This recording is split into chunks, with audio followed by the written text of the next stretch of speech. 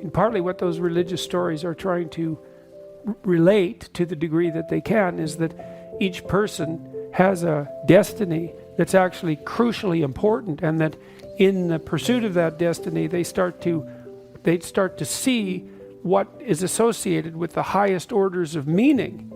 One of the reasons that I believe that each person should take their place in life, and that this is so important for each individual, is that we all have that potential residing within us, and it has the possibility of making the world more like hell or more like heaven.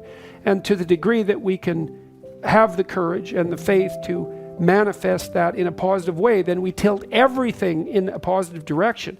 And that's not some naive sort of namby-pamby positive direction where everyone's nice to each other all the time. That's like the ongoing march of civilization that makes the world, that feeds people and cures disease and helps take care of children and keeps suffering under bay and keeps malevolence in check. And that's all part of that divine capacity that people have. And religious systems are an attempt to communicate that across the centuries. And it's not an easy thing to divine from them, but it's a very important thing to understand. And I really do believe that you leave a hole in the world if you don't fill it, if you don't fill the space around you with the destiny that's part and parcel of the best part of you. And it's not good. You have to have a sense of, you have to have two senses. You have to have a sense of how terrible the world is and could be. And then you have to decide that you're going to move away from that as much as you possibly can, at least to move away from that. To have a conceptualization of hell. Yes. And to be properly terrified of that, and to understand that that's a place that you can put yourself and drag other people into, and that it's sufficiently real, and that's the proper message of the 20th century. And then to think about how you might improve yourself incrementally so that that probability decreases, and then you can start to develop a vision of what things might look like if they were better, and strive towards that. And partly what I'm doing now is, for me, trying to clarify the relationship between meaning and responsibility, which I think is, of all the things that I've been talking to people about, probably the most useful, to help people understand that you need a meaning in your life to buttress yourself against the tragedy and the malevolence and the betrayal, and that you find that fundamentally in adoption of responsibility. Now that can become excessive, if it's too one-sided and you don't see a part for other people to play.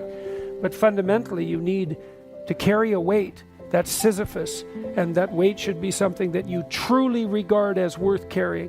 It justifies the sacrifices, it orients yourself in life, it provides you with a sense of meaning, it constrains your anxiety, gives you a certain amount of dignity, and it puts the world, it moves the world forward in a better manner. And I do believe that each of us every day decide with every decision whether we're going to make the world a better place or a worse place. And so that's meaningful for me. That's the essence of what I believe meaning to be, the instinct that orients you towards proper action in the world. It's the most real thing there is. One of the things that people don't understand too, it's not laid out very clearly, is that a virtuous path, so that would be one that's oriented to some higher order goal, is a lot more difficult and requires a lot more courage and discipline and strength than an impulsive criminal path. Even though there's a certain romance that's associated with that, that's probably better than hiding in your mother's basement, but that doesn't mean it's the highest order way that you can possibly be.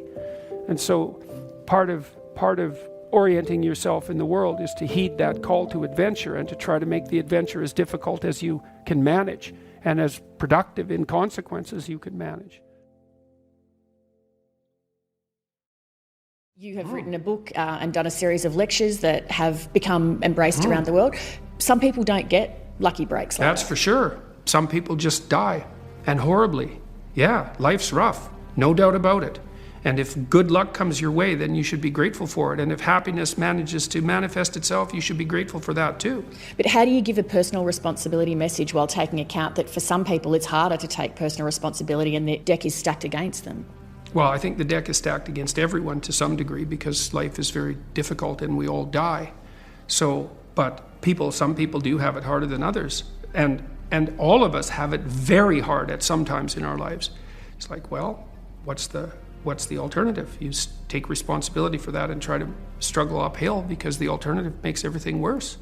It's not like it's fair. I know perfectly well that people have brutal lives. I've been a psychotherapist for 20 years. I've seen things you can't imagine, horror shows that you can't fathom, and people who have been hurt in so many ways, so many dimensions. It's like, bitter? Should they be bitter? Should they be resentful? Should they become violent? These things don't help. They have to struggle uphill despite their excess burden. And it's responsibility, not guilt. It's not necessarily their fault. One of the things that has just blown me away in the last year, because I've talked to lots of people live, but also lots of people online. But it's more obvious live, and it's obvious in this theater as well, is that I've gone around and spoken, and a large proportion of my audience has been young men, under 30, something like that. And I've spoken to them a lot about responsibility. And what's so odd about this is that of all the things that I've spoken about, because I can see the audience and I can feel how the audience is reacting, because I'm always paying attention to all of you insofar as I can manage that. So I get some sense of how what I'm saying is landing, which you have to do if you're going to speak effectively to people. And what happens is, if I talk about responsibilities, everyone is silent, just like they are now. Silent and not moving, right? Focusing, attentive. Say, pick up your responsibility. Pick up the heaviest thing you can and carry it. And the room goes quiet and everybody's eyes open. And I think, that always makes me break up. I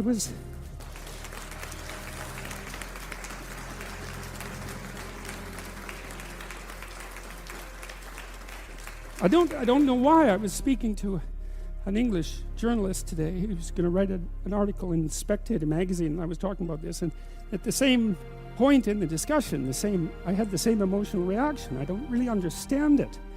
I think there's something about it that's so crucial, because, we've been fed this unending diet of rights and freedoms, and there's something about that, there's something about that that's so pathologically wrong. And people are starving for the antidote, and the antidote is truth and responsibility, right? And it isn't because that's what you should do in some I know better.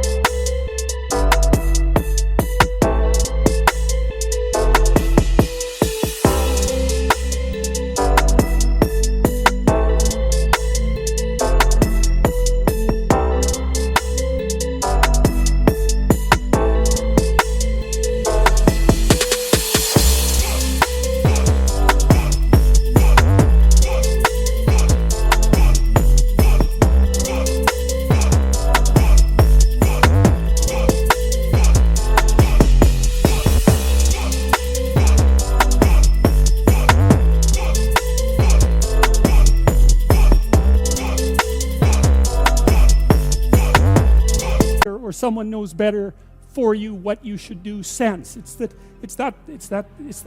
secret to a meaningful life. And without a meaningful life, then all you have is suffering and nihilism and despair and all of that, and self-contempt, and that's not good. And so it's necessary for men to stand up and take responsibility, and they all know that and are starving for that message. And the message is more that that's also a good thing, to stand up and take responsibility, because you're cursed so much now from when you're young with this notion that your active engagement with the world is part of what is destroying and undermining the planet and adding to the tyranny of the social systems. It's like, how about not so much of that, hey?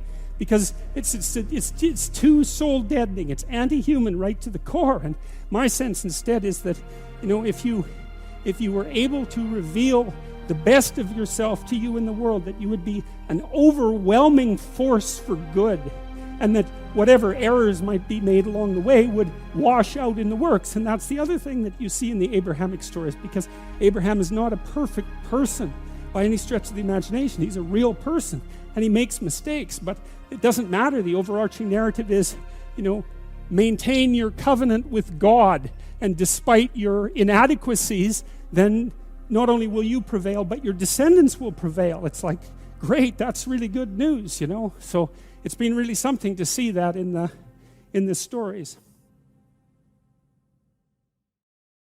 On a very regular basis, daily basis, wherever I am now, people come up to me, and it's often men, and tell me the same sort of stories that I laid out in that clip, that they've decided to develop something approximating a vision for their life and to adopt more responsibility and to straighten themselves out, and that they can see why that's necessary, because you can't just do it. You also have to see why it's necessary, because it takes effort to forego immediate gratification and resentment and aggression and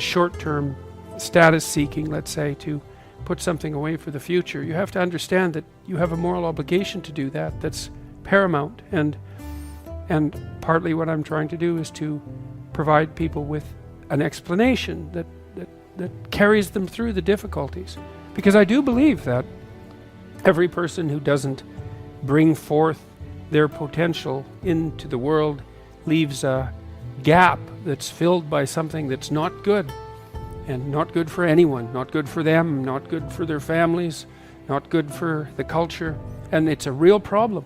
And I believe that is the case for every single person.